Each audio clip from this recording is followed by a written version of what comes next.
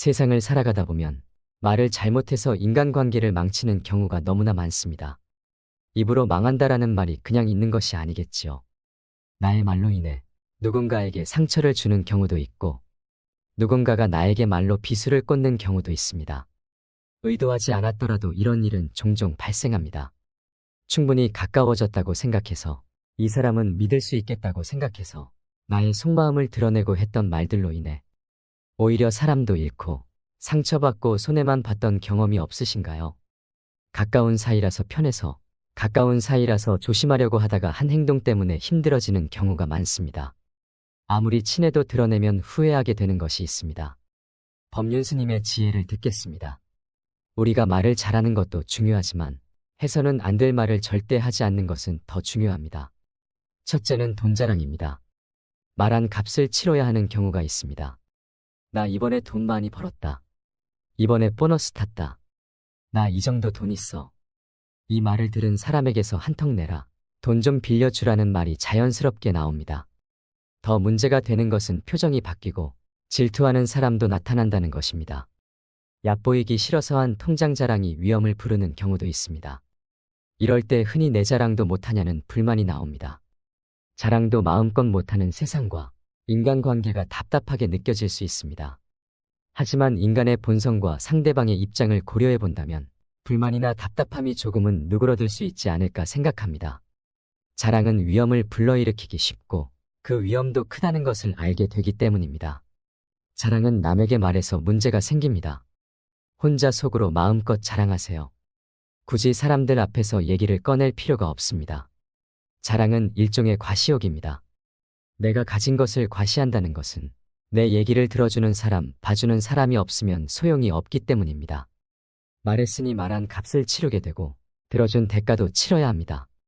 내가 돈 자랑을 했을 때 돈을 빌려달라는 사람이 많아지는 것은 자연스러운 현상입니다. 여유가 없는 사람보다 여유가 좀 있는 사람에게 돈을 부탁하는 것은 자연스럽습니다. 자신이 이런 정보를 줬으니 상대는 기회를 활용하는 것뿐입니다. 친척 생일, 경조사 등에서 얼마나 돈을 낼지 기대하는 사람도 있습니다. 사람의 욕심이라는 게 무섭습니다. 나도 모르게 그런 생각을 하게 됩니다. 너 돈 많다며? 돈 많은데 이 정도는 쓸 수 있는 거 아니야? 하고 바라는 게 생깁니다. 기대에 못 미치면 그만큼 좋지 않은 평이 나옵니다.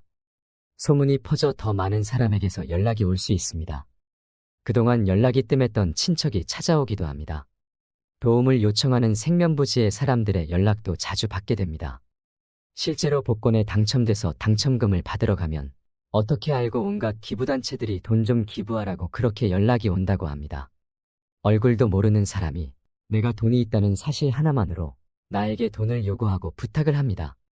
돈을 자랑하는 사람 중에는 자랑하고 싶은 마음에 어쩌다 한번 잘 번 것을 이야기할 때가 있는데 듣고 있는 사람은 그 금액을 최대가 아닌 최저로 받아들입니다.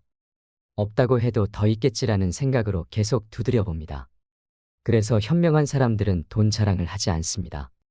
계속 자랑할수록 여러 부작용이 생긴다는 것을 알기 때문에 조용히 있는 것입니다. 상대의 마음을 아프게 할 수 있고 상대적 박탈감이나 질투를 부를 수 있다는 것을 예상합니다. 기쁨을 마음껏 나누기도 힘들다는 생각에 친구나 인생이 쓸데없고 덧없다는 생각이 들기도 합니다. 하지만 친구가 잘 되면 기뻐해주는 친구는 있습니다. 물질적으로 친구 관계를 판단하지 않고 정신적인 관계로 대하는 친구가 바로 그런 친구입니다. 친구가 잘 됐다는 말에 같이 기뻐해주는 사람이 진짜 친구라지만 그동안 처신이 좋지 않았던 사람에게는 좋은 반응이 없겠지요. 먼저 자신이 그동안 성숙하게 행동했었는지부터 살펴봐야 합니다. 자랑할 때 상대방의 입장을 생각하는 것이 부족하다면 문제가 생깁니다. 내가 돈을 벌어서 자랑하고 기쁠 때 돈 때문에 힘들어진 사람도 있을 수 있습니다. 이런 부분도 생각할 수 있는 깊은 마음과 배려가 필요합니다. 우리는 항상 겸손해야 합니다. 길게 자주 말할 필요 없습니다. 들뜨는 것은 모두가 같이 기뻐할 수 있는 상황일 때 해도 늦지 않습니다. 기쁜 일이 있을 때는 나보다 상대를 생각하는 것이 좋습니다. 앞서 말씀드렸듯이 자랑을 하려면 내 앞에 사람이 있어야 합니다. 그 사람을 배려하는 것은 당연한 일입니다. 배려하기 싫다면 나에게 다가올 과보를 감내하거나 사람 없이 하면 됩니다. 어느 누구도 탓할 필요 없습니다. 질투에 미리 대비하는 사람이 있습니다. 아무리 친해도 조심할 건 조심하는 사람입니다. 이들은 질투는 인간의 자연스러운 감정이란 걸 받아들입니다. 인생이나 인간관계가 허탈하다며 힘들어하기보다 이해와 배려로 이를 극복합니다. 둘째는 친구를 영업 대상으로 대하는 태도입니다. 진국인 친구가 없다며 한탄하지만 정작 나는 진짜 친구를 만드는 노력을 하고 있는지 생각해 볼 필요가 있습니다. 진짜 친구가 아니면 친구는 없다고 생각하는 것은 실수입니다. 가깝지 않아도 좋은 친구가 될 수 있습니다. 그런데 이런 친구를 놓치는 실수를 하는 경우가 있습니다. 그중 하나는 친구를 도구로 여길 때입니다. 나와 친구할 사람을 골라서 사귀고 도움이 안 되면 버리고 마음에 안 들면 언제든지 새로 교체하면 된다는 식으로 접근하는 사람은 정말 크게 후회할 실수를 하고 있는 것입니다. 내가 그렇게 대하면서 진짜 친구, 좋은 친구를 원한다면 그런 희망은 결코 이루어질 수 없습니다. 평상시 친구를 대하는 자세가 내 친구 관계에 그대로 나타나게 됩니다. 친구를 대하는 나의 자세는 어떤가요? 지나온 세월 동안 친구를 도구로 봤던 적은 없는지 곰곰이 생각해 봐야 합니다. 친구를 영업 대상으로 여겨 설득하려 하거나 친구니까 이 정도는 도와줄 수 있겠지 하며 도움을 바라고 만날 때마다 자기 얘기만 줄줄 늘어놓으면 친구 관계가 깨지기 쉽습니다. 이것은 직업 정신이 투철해서일 수도 있고 회사에서 교육받을 때 지인 영업을 은연중에 부추겼을 수도 있습니다. 실적에 떠밀리는 나의 초조함을 덜고자 친구를 찾아가 힘들게 할 수도 있습니다. 얼마나 어려우면 친구가 싫어할 것을 알면서 찾아갈까요? 하지만 이런 상황은 오래 끌수록 나만 힘들어집니다. 이때 이런 상황이 과연 얼마나 어려운 상황인지 되짚어봐야 합니다. 친구를 내가 도와줘야 직장을 유지한다면 어차피 직장에서의 생명은 얼마 가지 못합니다. 지인 영업에서 벗어나지 못하는 사람은 회사도 원하지 않습니다. 회사와 나 사이에 누가 손해를 보고 있는지 생각해봐야 합니다. 나는 실적 압박에 시달리면서 인간관계도 다 깨진다면 이것이야말로 늪에 빠진 격입니다. 회사에서 성장할 방법을 찾든지 새로운 직업을 모색해봐야 합니다. 내가 바뀌지 않으면 문제를 해결하기 힘들어집니다. 보통 우리가 영업하는 친구를 싫어하는 이유는 귀찮게 하는 것도 있지만 자신을 이용한다는 생각 때문에 싫습니다. 이것에서 벗어나려면 친구가 필요하다는 말이 나오기 전까지는 말을 꺼내지 않는 것이 좋습니다. 친구의 도움이 필요하다면 솔직히 도와달라고 이야기하는 것이 낫습니다. 차라리 내가 발전할 수 있는 방법을 의논하는 것도 좋은 방법입니다. 친구가 자신을 이용하는 것이 아니라 정말 도움이 필요하다는 것을 느끼기 때문입니다. 셋째는 돈을 빌려달라고 말할 때 정색하는 모습입니다. 평상시 밥도 잘 사고 이런저런 도움을 주었습니다. 그런데 피치 못할 사정으로 돈이 부족하게 되어 이 사람에게 200만 원만 융통을 부탁했습니다. 그런데 돌아온 말이 가까운 사이에 돈거래는 하지 않는 것이란 말을 들었다고 합니다. 뭔가 도움을 얻기 위해서 그동안에 밥을 사고 도움을 준 것이 아니었습니다. 받아먹을 때는 좋아라 했으면서 내가 도와달라고 하니 냉정하게 대하는 태도에 사람에 대한 회의가 생겼다고 합니다. 어려울 때 돈을 빌리려고 했다가 큰 상처를 받는 경우가 있습니다. 가까운 사이에서는 돈거래하는 건 아니라고 봐. 친구를 잃고 싶지 않아서 돈거래는 꺼려져. 돈은 은행에서 빌리는 거야. 라는 말을 듣는다면 어떨까요? 분명 서운한 감정을 느낄 것입니다. 친구를 잃고 싶지 않아서 한 말들이어도 이것 때문에 친구를 잃게 됩니다. 상처난 마음에 차디찬 냉수를 끼얹는 것처럼 느끼게 되기 때문입니다. 지혜롭게 거절하려면 이러한 태도를 드러내면 안 됩니다.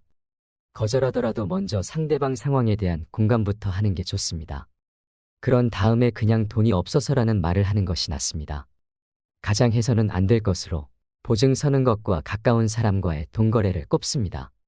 이것 때문에 집안도 망하고 친구도 잃어버리기 때문입니다. 위험하니까 냉철하게 선을 긋는 것도 좋지만 이것은 마음속으로 해도 충분합니다. 말과 태도는 부드럽게 그것을 실행하면 됩니다. 무조건 정색하며 단호하게 말하는 것이 선 긋는 것이 아닙니다. 꼭 차갑게 할 필요는 없습니다. 오히려 정만 만들고 사회생활과 인간관계를 힘들게 만들 수 있어 결코 드러내지 않는 것이 현명합니다. 넷째는 나의 비밀입니다. 절대 다른 사람에게는 말하지 마 하며 내 비밀을 털어놓았던 경험이 있으신가요? 그러다 비밀이 지켜지지 않았을 때 당신의 감정은 어떠했나요? 그 사람이 원망스럽던가요? 내가 원망스럽던가요? 내 입 밖으로 나온 말 때문에 생긴 일은 누구도 원망할 필요가 없습니다. 이런 얘기를 하면 사람들이 이런 말을 합니다. 친구 간의 비밀을 터놓고 얘기해야지. 비밀을 터놓지 않는 게 친구냐고 말이죠. 그런데 이 비밀을 가족관계에서도 터놓고 얘기했다가 발설되거나 오해가 쌓이면서 집안이 난리가 나는 경우도 있습니다. 우리가 너만 알고 있어 하고 말하는 순간 이미 비밀이 아닙니다. 참으로 슬픈 얘기입니다만 이것은 상대방에게 나의 약점을 잡히는 꼴이 됩니다. 그리고 사람 관계라고 하는 것이 끝까지 지금처럼 간다는 보장이 없습니다. 내 마음과 상대의 마음이 다를 수도 있지요. 다섯 번째는 타인의 비밀입니다. 입으로 죄를 짓는 것 중 하나가 타인의 비밀을 말하는 경우입니다. 내가 다른 사람의 비밀을 알고 있다면 그것은 내 가슴 깊숙이 묻어두세요. 그러고 죽을 때까지 가지고 가는 것이 인간에 대한 예의입니다. 나도 모르게 툭 하고 튀어나온 말 때문에 내 간지러운 입 때문에 사람도 잃고 모든 것을 다 잃습니다. 입으로 지은 죄는 다시 나에게 돌아옵니다. 알고 있는 것을 너무 많이 말하지 말고 필요 없는 말을 섣불리 내뱉는 것을 경계하세요. 이것저것 많이 말하다 보면 아무래도 실수할 개연성이 높아집니다. 이것 하나만 기억하세요. 한 박자 쉬고 늦게 말하는 것입니다. 무슨 얘기를 하려고 할 때 꿀떡 한 번 침을 삼키고 조금 더 생각하고 말하는 겁니다. 막상 내뱉은 말을 지키려고 하니 나중에 귀찮아서 후회하는 경우가 있습니다. 기분이 좋았을 때 선뜻 약속을 해놓고는 나중에 내가 왜 그런 말을 했을까? 그랬던 경험이 없으신가요? 그래서 한 박자 늦게 천천히 말하는 게 중요합니다. 천천히 말하는 것에는 효과가 여러 가지가 있습니다. 말을 천천히 하면 목소리가 낮아지고 정중해집니다. 야, 그래 가지고 말이지 뭐. 이런 식으로 말을 하면 말에 무게가 없어 보입니다. 사람이 가벼워 보이게 되죠. 그러나 목소리를 낮춰서 생각하고 말하면 목소리가 낮아지고 정중한 느낌이 듭니다. 사람이 가벼워 보이지 않고 있어 보이게 됩니다. 소위 높은 자리에서 사람들에게 존경받으며 살아가는 사람들이 말을 빨리 하는 경우는 거의 보지 못했습니다. 말을 천천히 합니다. 그것을 사람들이 폼을 잡는다고 하는데 폼을 잡는 게 아니라 폼이 있어 보이는 것이죠. 그리고 말을 천천히 하면 설득력이 높아집니다. 세일즈맨이 물건을 팔 때 말을 빨리빨리 하면 사기를 치는 것 같은 기분이 듭니다. 힘들어 보이고 조급해 보입니다. 그러나 말을 천천히 하면 이해도 쉽게 되고 설득력이 있습니다. 쉽게 흥분하지 않고 감정 조절이 되기 때문에 상대로부터 신뢰를 얻을 수도 있습니다. 더불어서 좋은 인간관계를 위해서는 이것 세 가지만 기억하면 됩니다. 첫째로는 경청하는 것입니다. 이것은 아마 여러분들도 알고 있을 겁니다. 그런데 우리는 경청하는 척하면서 실제로는 상대방 말이 끝나면 내가 무슨 말을 하지? 이것을 생각합니다. 이제부터라도 그런 습관을 버리시길 바랍니다. 내 앞에 있는 사람이 어떤 마음에서 저런 얘기를 하는지를 잘 경청해 보세요. 많은 것이 달라질 겁니다. 두 번째로는 격려하라는 것입니다. 격려는 칭찬하는 것과는 다릅니다. 칭찬은 칭찬거리가 있어야지 칭찬할 수 있습니다. 그러나 격려는 실수를 했을 때도 격려할 수 있습니다. 괜찮아, 잘 될 거야. 이런 말들은 하면 할수록 좋습니다. 좋은 기운이 절로 들어옵니다. 요새 뭐 하쿠나 마타타 그런 얘기 많이 하지 않습니까? 잘 될 거야, 걱정하지 마. 이런 말로 그렇게 격려해 주는 것이 얼마나 좋습니까? 세 번째로는 겸손하셔야 합니다. 너무 뻐기면서 말하지 말고 나를 낮추고 겸손해지세요. 벼도 익을수록 고개를 숙입니다. 사람도 그렇습니다. 나이가 들수록 잘 익어가야 합니다. 이렇게 하면 상대방으로부터 이 사람 참 품격 있게 말을 잘한다. 이런 감정을 갖게 될 겁니다. 품격 있는 그런 화법을 구사하시기를 바랍니다. 우리가 품격이라고 할 때 그 한문을 보면은 입 구자가 3개가 쌓여서 품자가 되어 있습니다. 품격, 품질 다 마찬가지죠. 다시 말해서 품격이라고 하는 것은 말을 어떻게 하느냐에 따라서 품격이 좌우된다는 것입니다. 사람의 격이 달라지게 된다는 겁니다. 그것뿐만 아니라 군자의 군을 한문으로 보면은 다스릴 윤자에다가 밑에 입구자가 써 있습니다. 다시 말하자면 입을 제대로 다스리는 사람이 군자라는 겁니다. 오늘날의 우리 사회는 갈수록 말하는 방식이 아주 험악해지고 있습니다. 사회 지도층이라고 하는 분들도 어떻게 하면 상대방의 마음을 아프게 할 것인지에 신경을 쓰면서 말하는 것 같습니다. 자극적인 말들 속에서 편을 가르는 것이 일상입니다. 참 마음 아픈 현실입니다. 그래서 우리만이라도 화술에 대해서 좀 더 생각을 해보았으면 좋겠습니다. 술수라고 해서 무슨 요령을 피운다는 그런 것이 아니라 어떻게 하면 진정성이 있는 정말 멋있는 말, 좋은 말을 할 수 있을 것인지 거기에 대해서 늘 관심을 갖고 사셨으면 좋겠습니다. 입에서부터 화근이 시작됩니다. 그래서 말을 정말 조심해서 해야 됩니다. 아무리 친해도 절대 들키면 안 되는 모습, 절대 보이면 안 되는 것은 무엇인지 잘 들으셨나요? 인간관계 때문에 힘들어하는 사람들이 많습니다. 오늘 법륜스님께서 말씀하신 5가지만 기억하시면 조금 더 행복하고 고귀한 삶을 누리실 수 있을 거라 생각합니다. 인생을 살아가면서 피할 수 없이 겪게 되는 인간관계의 문제는 우리 인생의 행복을 좌우합니다. 부모와 자식, 형과 아우, 남편과 아내, 스승과 제자, 친구 사이, 그리고 직장에서의 상하 관계에서 우리는 자유로울 수 없습니다. 좋든 나쁘든 어쩔 수 없이 맺어진 다양한 숙명의 인간관계를 우리는 잘 극복해야 하며 가능하다면 좋은 인연으로 바꿔야 합니다. 그것이 행복의 원천입니다. 이상으로 인생 철학이었습니다. 철학이 있는 당신의 삶을 응원합니다.